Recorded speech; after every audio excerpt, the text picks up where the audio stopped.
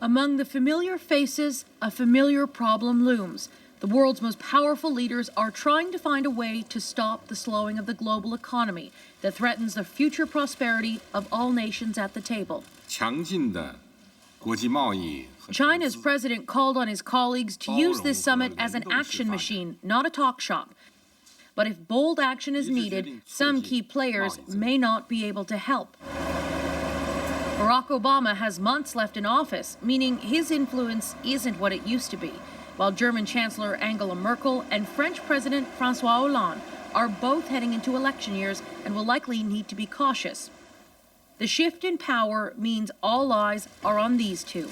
I would say that both President Xi of China and Prime Minister Trudeau are probably the two strongest leaders at this meeting, and people will be looking to that, but also looking to see what happens with the Canadian economic performance. We are all... The Prime Minister is pushing his inclusive growth strategy, encouraging other countries to support the middle class to grow the economy from the bottom up.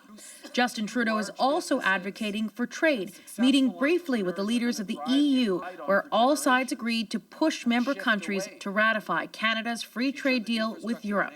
Our new trade deal with Canada, CETA, is the best and most progressive agreement we have ever, as European Union, negotiated. But Canada's trade minister says with protectionist rhetoric in the wake of Brexit and the sentiments emerging from the U.S. election, there is hesitation to get the deal finalized. The government is taking nothing for granted.